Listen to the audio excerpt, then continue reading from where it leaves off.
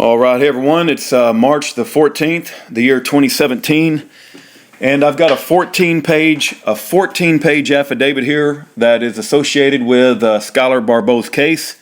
It seems to be an important piece of material in order to get familiar with the charges against him, and so I'm just going to read it. If I'm going to read it, might as well turn on the recorder. And here we go. The title is Barbeau S.W. Baldino Affidavit.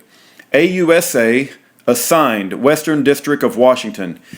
In related search warrants for 1. The person of Schuyler Pyatte Barbeau.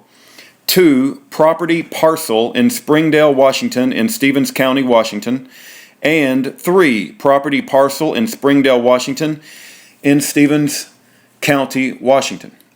Affidavit of Michael Baldino, State of Washington, County of Spokane. Hold on just a second. Whoa. Spokane, Washington, really? That's amazing. I just got a phone call from that guy earlier that was from Spokane.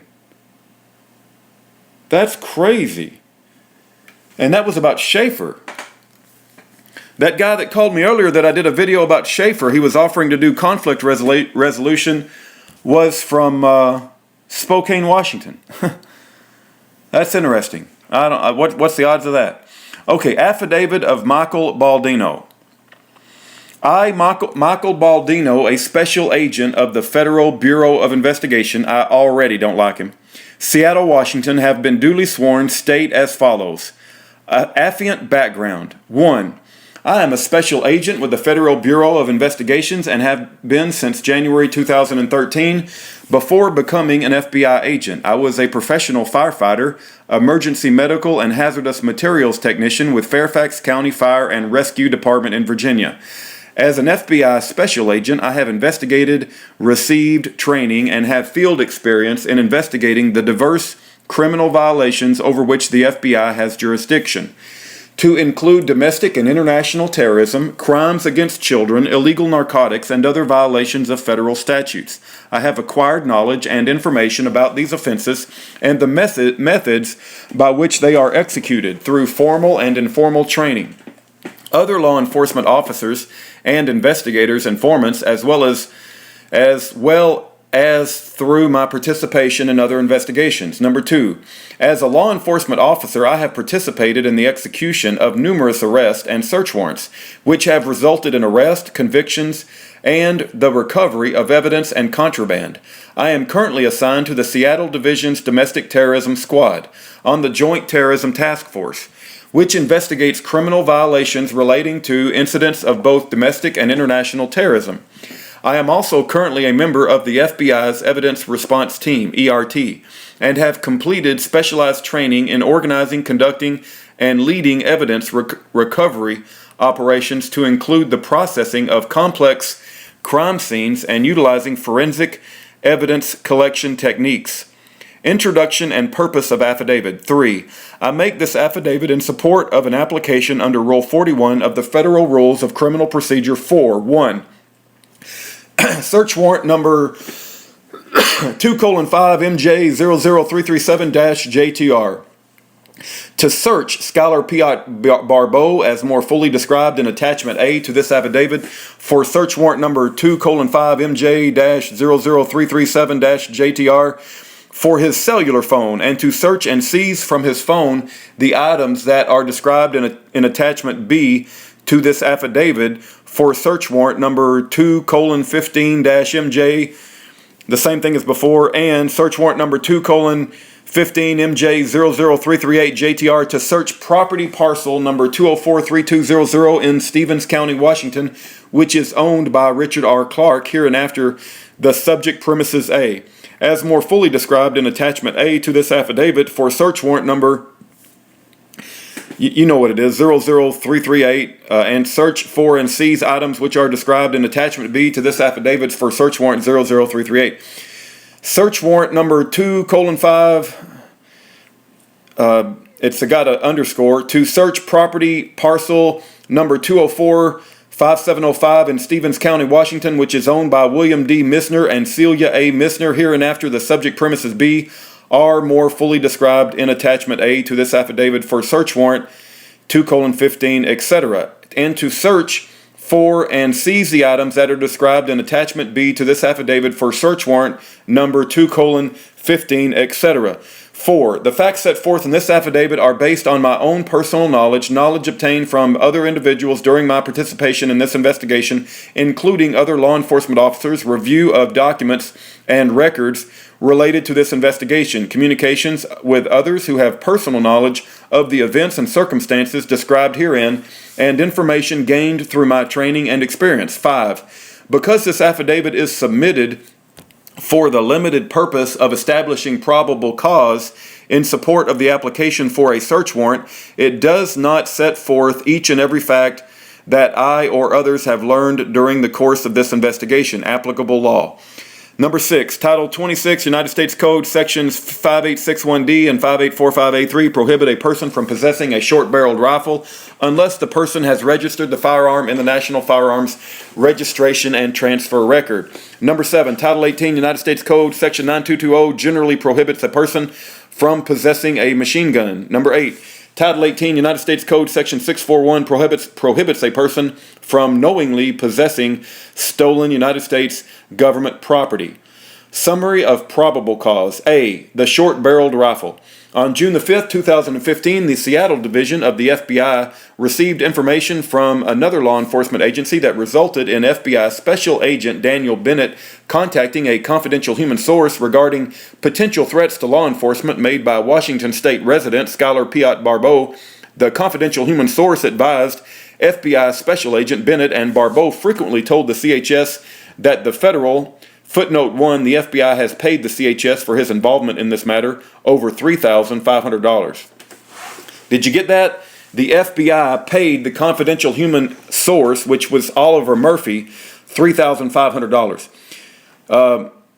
Barbeau frequently told the CHS that the federal government was not abiding by the principles set forth in the Constitution, amen to that, and that many public servants, such as judges and police officers, had sworn to uphold it, had deviated from their oath of office.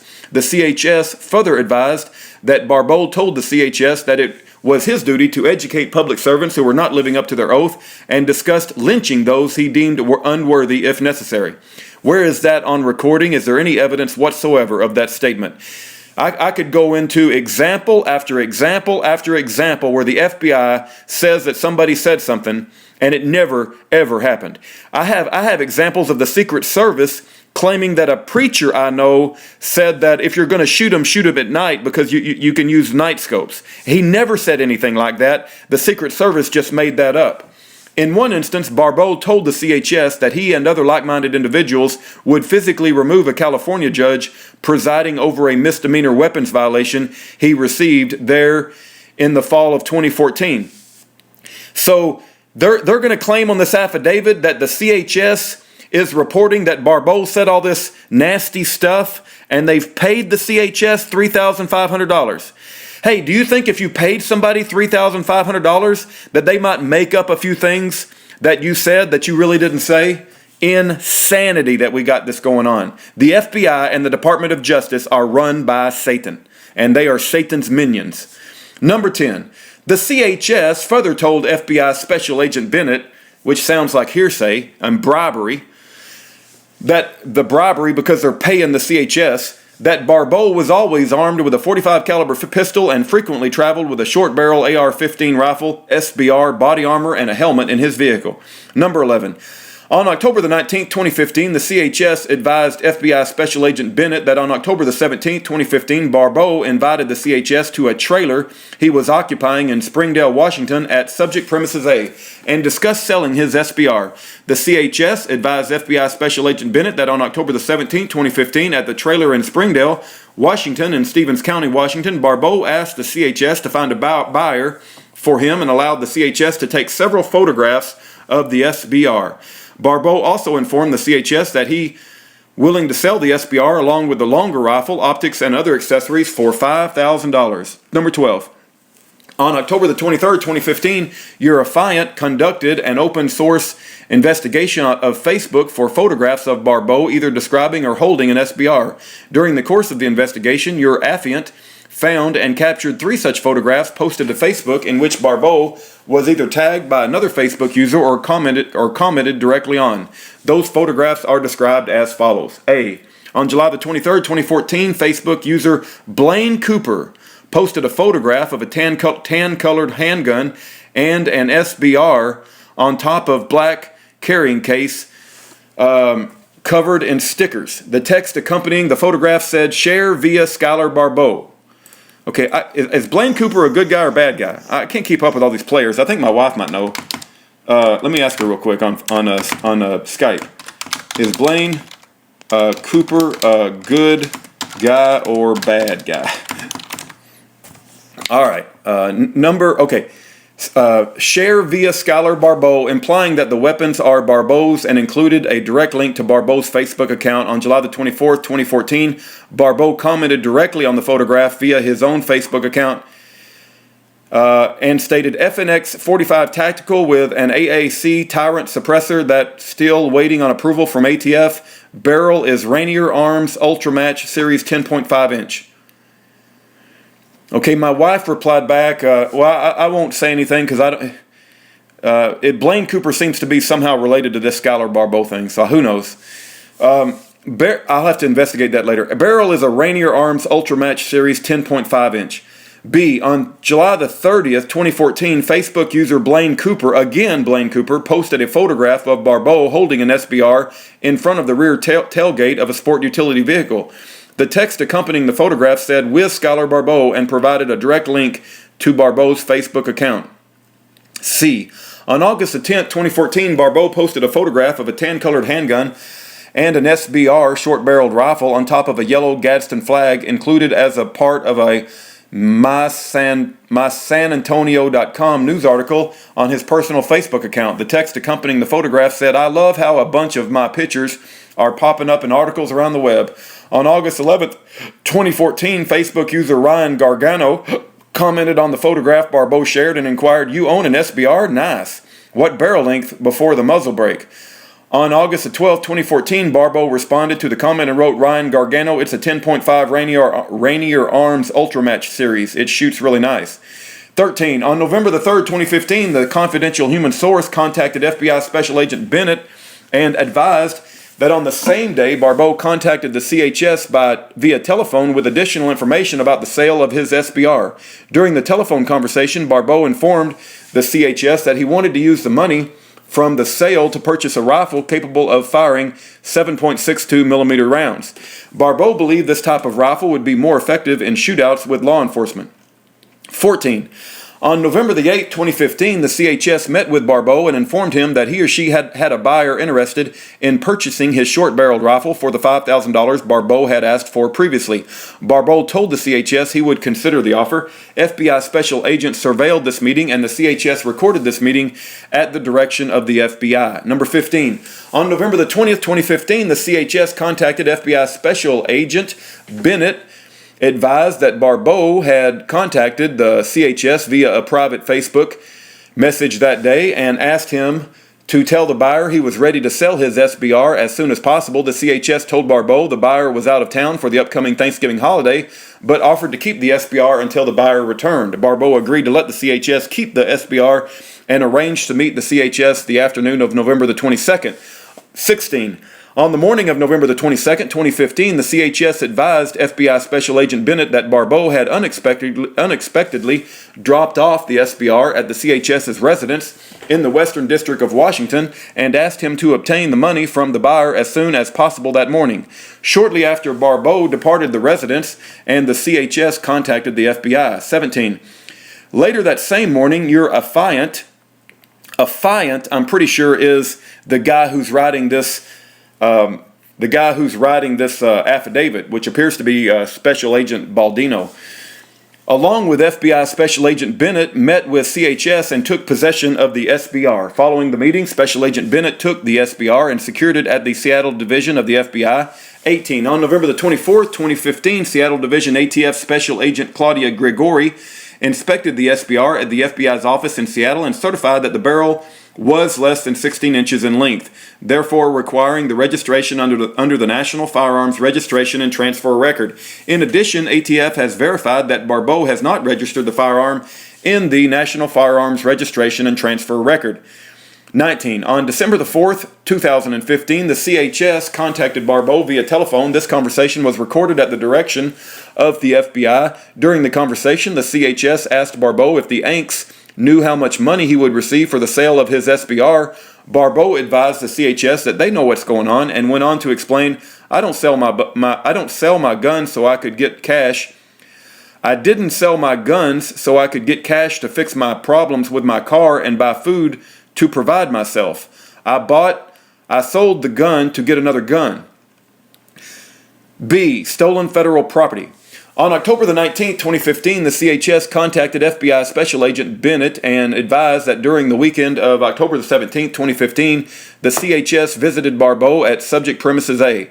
According to the CHS, Barbeau was residing at a trailer on the subject premises A. Allen and Carrie Ank lived elsewhere near subject premises A on subject premises B. According to the CHS, at one point during the weekend, Barbeau said that he needed to go find his demo kit. Barbeau said that he had stolen some blasting caps and detonation cord from his U.S. Army National Guard unit. Barbeau also said that several months ago he had learned that the Washington State Fusion Center had been informed that he was talking to various people about building a bomb. Barbeau became nervous about possessing these items and threw them from his car into some thick brush along Woods Lake Road in Monroe, Washington. Barbeau indicated the blasting caps and detonation cord were contained in a green or brown canvas bag. 21. FBI Special Agent Bennett had previously spoken to U.S. military personnel with the Army National Guard on June the 29th, 2015 and June 30th, 2015. During those interviews, FBI Special Agent Bennett learned that Barbeau served in both the United States Marine Corps and the United States Army National Guard for a total of 8 years, holding the military occupation specialty of combat engineer in both services. A combat engineer receives training, including hands-on training with all manner of explosives, to include blasting caps and detonation cord. 22. As noted above in paragraph 14, on November the 8th, 2015, FBI special agents observed Barbeau and Carrie Ank meet the CHS at a restaurant in Monroe, Washington. Barbeau and Ank arrived in a green 2001 Mazda Protege registered to Carrie Ank. The CHS was equipped with an audio recording device provided by the footnote number 2. The conversation was not recorded. Interesting. Provided by the FBI. After the meeting, the CHS informed FBI Special Agent Bennett that Barbeau and Ank were planning on retrieving the above-described bag from Woods Lake Road before driving back to eastern Washington that night. 23. According to a recording on November the 8th, 2015, meeting Barbeau stated that he and Carrie Ank intended to retrieve the bag, which he threw beside a ditch down the road. He further stated that he was going to drive to the road and try to figure out where he threw it. A few minutes later, the three discussed the challenges of finding the bag in the dark, to which Carrie Ank replied, "That is why God created flashlights." When asked by the CHS about possible police presence, Barbeau was at first dismissive that there would be any nearby. However, he then suggested that the CHS stand guard at the end of the road and distract any police by doing a burnout with his vehicle. Carrie Ank told the CHS that he would tell law enforcement they stopped along the road because they had to piss. 24. At around 7:40 p.m. on November the 8th, 2015, FBI special agents observed Barbeau and Ank departed the restaurant in Ank's vehicle and turned west on Route 2 towards Everett, Washington. Law enforcement lost contact with the vehicle at this point. 25. At around 8:30 p.m. on November the 8th, 2015, Ank's vehicle was observed by your affiant and other FBI special agents parked on the west side of Woods Lake Road, facing south, directly under a group of electric power transmission lines. No vehicle lights were on, and Ank was observed in the driver's seat. When a spot check was conducted by FBI Special Agent Bennett at 8:57 p.m., the vehicle was gone. 26. On November the 9th, 2015, the CHS advised FBI Special Agent Bennett that on that day, the CHS made a telephone call to Barbeau, which was recorded. The CHS asked what time Barbeau arrived home the previous night. Barbeau indicated that he was unsure of the time they had arrived. The CHS then asked Barbeau if he was out in the woods all night. Barbeau responded nope. The CHS asked Barbeau if he handled it and if it was great success. Barbeau gave positive responses to both questions and said, except everything was soaked and the roots had started growing inside of my little ammo bag thing, and into the pages of my books, and everything was all moldy and stinky and wet and soggy, and like fungus and stuff was growing, so it turned the pages black. The confidential informant responded, "Oh, dude, I didn't know you had books in there." Barbeau responded, "Yeah, my knowledge." The CHS responded, "Like your EOD stuff?" Barbeau then responded, "Yeah, based on my training and experience, I know that EOD is a common abbreviation for explosive ordnance disposal." C. Auto Sear. 27. The CHS further advised the FBI Special Agent Bennett that Barbeau spoke on several occasions about manufacturing a drop-in autosear for his rifle. A drop-in autosear is by definition a combination of parts designed and intended for use in converting a weapon to shoot automatically more than one shot, without manual reloading, by a single function of the trigger. Consequently, an autosear generally is considered a machine gun under federal law, and the use of an autosear with a firearm generally transforms the firearm into a machine gun as defined by federal law. 28. During the November 8th meeting referenced above, Barbeau referenced shooting down a hypothetical law enforcement helicopter and spoke in vague terms regarding his rifle firing in fully automatic mode. According to a recording of the meeting, he stated, "Remember what I have on my rifle. It ain't no just few. The CHS then asked Barbeau, "Did you get that thing to work?" Barbeau replied, "It works, but not good. But it works, and if I can ever find somebody with a 3D printer." Footnote 3. Under certain circumstances, individuals can possess machine guns manufactured prior to May the 19th, 1986. The SBR in this case was manufactured after that date, and Barbeau's statement strongly suggests he manufactured the autosear relatively recently, many years after 1986. 29. By training and experience, your affiant knows that recent developments in 3D printing have allowed individuals the capability to manufacture firearm parts, including autosears, using plans that are available on the internet. 30. On November the 20th, 2015, the CHS advised FBI Special Agent Bennett that on the same day, the CHS and Barbeau spoke on the telephone. This conversation was recorded. During the conversation, Barbeau and the CHS discussed new rifles that Barbeau was interested in buying. The CHS asked Barbeau if the autosear would work in the new guns being discussed. Barbeau responded, "Yeah." D. Use of phone by Barbeau. During the November the 8th, 2015 meeting, Barbeau remarked to the CHS how much difficulty he was having finding gun parts online using only his smartphone, and how poor the 3G cellular coverage was at the trailer. To the CHS's knowledge, Barbeau's only means of communication and access to the internet is through his smartphone. E. Subject premises A and subject premises B. 32. On October the 20th, 2015, the CHS provided Special Agent Bennett with a satellite photograph taken from Google Maps of the area in Springdale, Washington, in Stevens County, Washington, where the Yanks and Barbeau reside. The CHS drew a red box around a particular area of the map indicating subject premises A, that Barbeau was using as a residence at that time. He described the area to include a dilapidated white-colored trailer with a red stripe, approximately 8 feet by 16 feet, located to the west of the Yanks' residence. 33. On November the 4th, 2015, the CHS contacted Barbeau via telephone. The CHS recorded this conversation. During the conversation, Barbeau discussed his potential arrest by law enforcement and was curious why law enforcement hadn't come to arrest him despite his current location, saying, I'm in a little trailer out in the middle of a field, out in the middle of nowhere.